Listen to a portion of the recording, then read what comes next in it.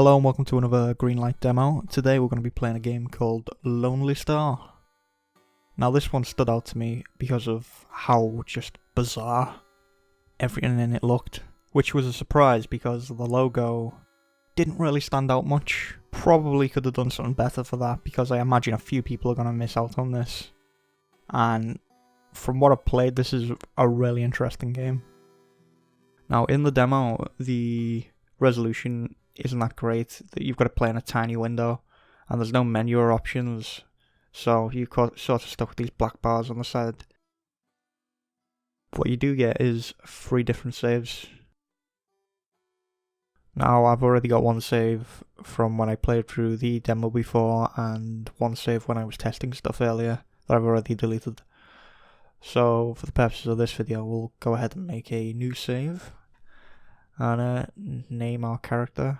Then once we've done that, we get the story so far, which gives us all text about what's happened prior to the moment where you start the demo. Now I'm hoping in the full game we'll actually be able to play through this first prologue part, so that the game can actually teach the basics of the combat system and the health and food and water system and all that, because it doesn't really explain that very well. Although there are these knowledge crystals that are located around the desert, which do give you little tips on what to do. Although it is pretty easy to miss that at times.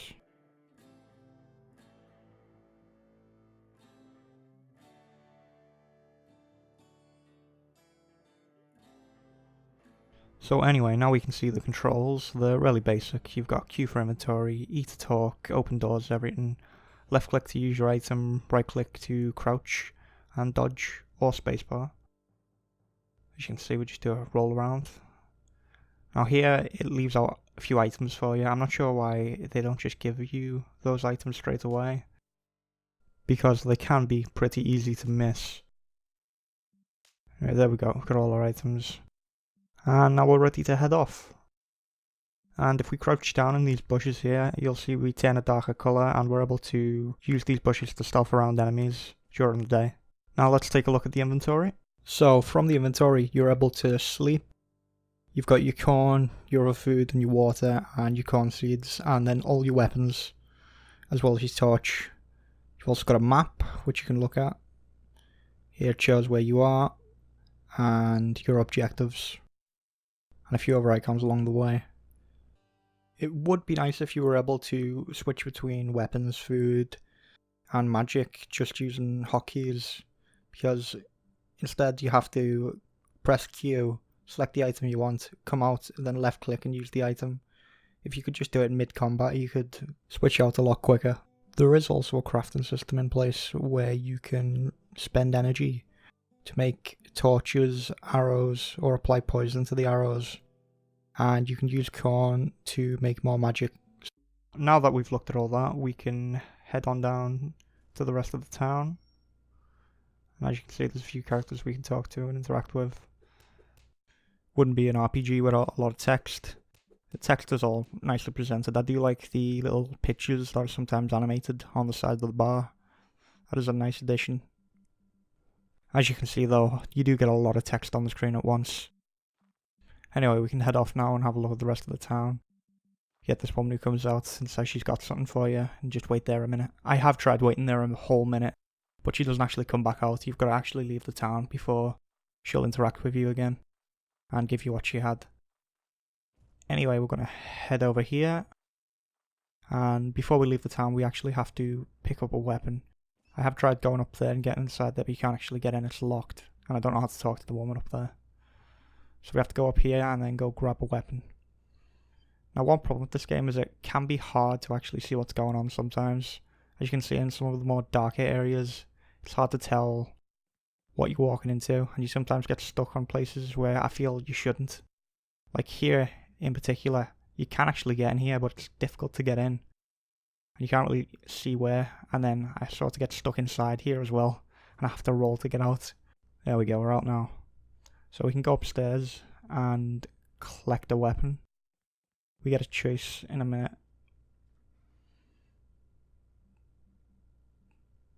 We'll just skip through all this text. We got a choice between a machete, a lance, and a club. The first playthrough I went with a lance, which was nice for long range, but I think I want to go with the machete this time. Haven't tried out the club, that would be interesting too. But the machete you can also use to get rid of bushes that are in your way. So now that we've got our weapon, we can head out to town, but first we need to get some water from the water pump. I start off by using it from the other side, which for some reason doesn't work. And the animation looks a little weird as well. But yeah, that's fun.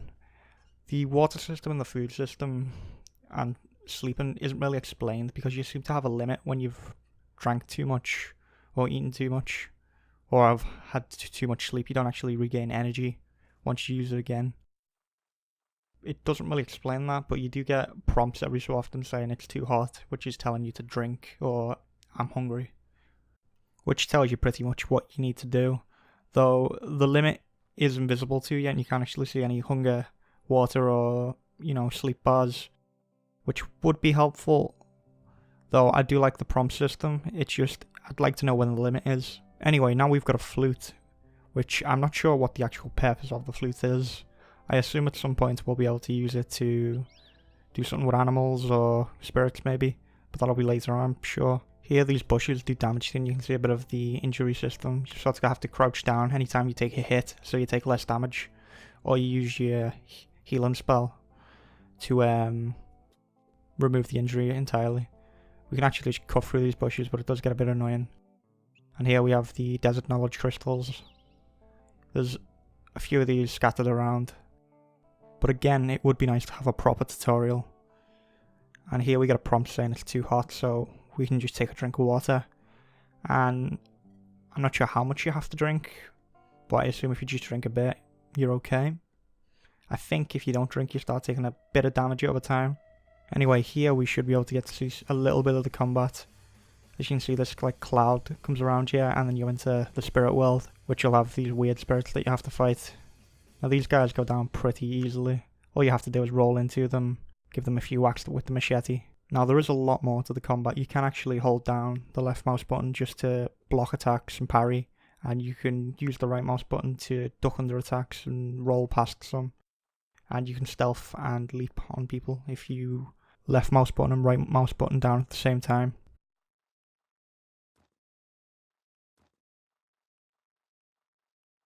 Now here I want to skip ahead to the next area that you go into, because you come across this petrol station, and here I get a lid as a shield, which you can move the mouse around yourself and it'll block in whatever direction the mouse is in. Here we can go inside and we'll see two people talking. And we can listen in on their conversation if you want. Gives us a bit of dialogue. You can pause if you want. I'm probably going to skip through this pretty quickly. One problem I do want to bring up is the E button being bound to everything. Sometimes makes you pick up things by accident when you don't want to, or talk to someone when you don't want to, when you're trying to pick something up or leave a room. And that can get a bit irritating in places, so it'd be nice if you could bind the button to something else and it wouldn't be all in one. Anyway, here we can refill on water and stock up. But the reason I wanted to show off this area is because it has a powerful monster in it. And I really like the way this is done. So if we fill up and then go over here by the ice, we'll actually find that there's a spirit here. And it'll tell you that pretty much when the night comes, she's in trouble. But it doesn't actually hold your hand and tell you what to do here or how to get rid of the spirit. You could go outside and wait for night and then try and sneak back in, but you can't actually get in because it's locked. But what you can do is you can go upstairs, go up here in where she can't see you, and then you can go to sleep. And then we'll actually wake up in the middle of the night. And here we get a little bit of dialogue, which is activating the whole event. And you see it's night, we can go down, and she's having some sort of nightmare over in the chair there.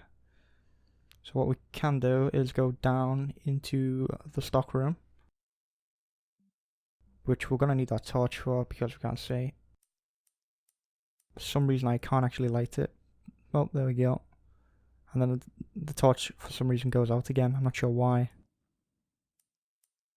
can't actually light it there either, so I need to go over to the ladder and do it here. I'm not sure why that is, but it just worked like that. What this area will do is showcase that it can be hard to see at times and you're not sure what you're walking into, so you've sort of just got to follow the vague direction of light. Here what our torch does is it actually melts the ice so we can actually get past. This isn't the only way through, we can actually go around the other side and get through.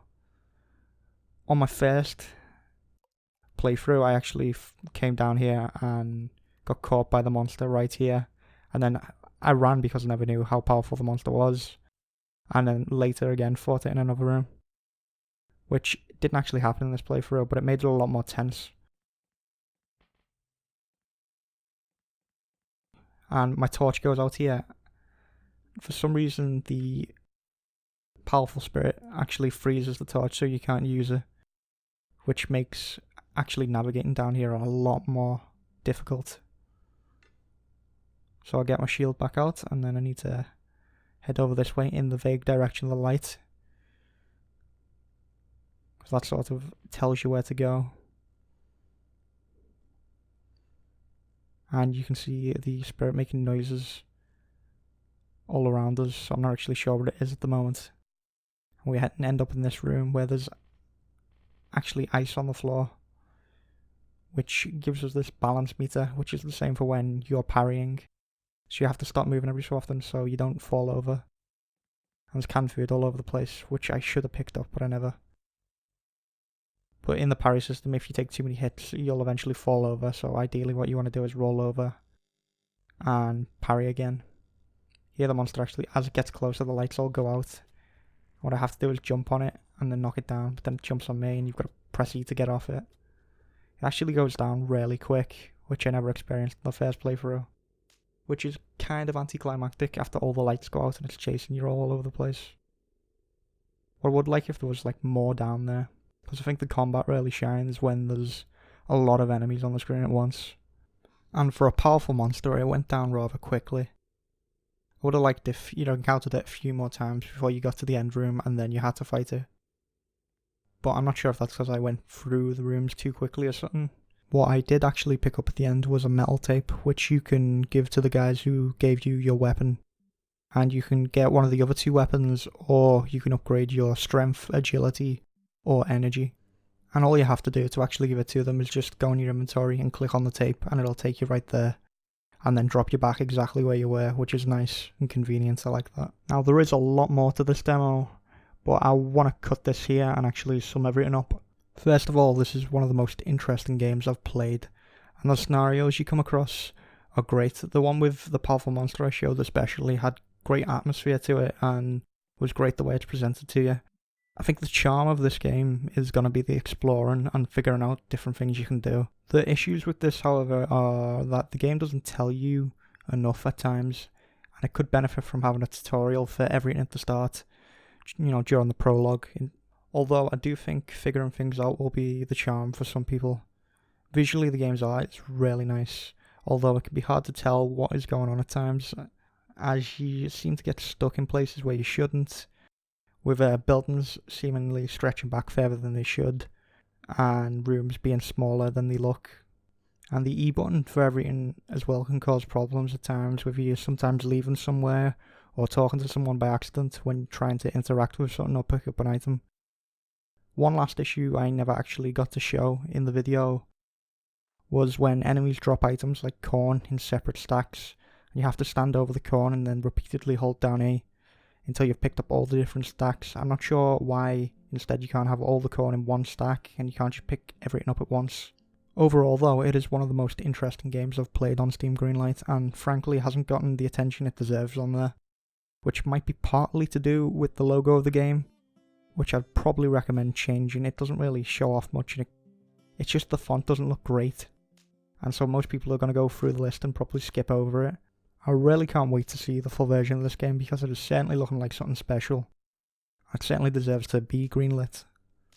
So I'll put a link to the demo below and a link to the Steam Greenlight page, which I'd highly recommend checking out. And then you can give your own opinion over there and a vote. So thanks for watching, and I'll see you next time.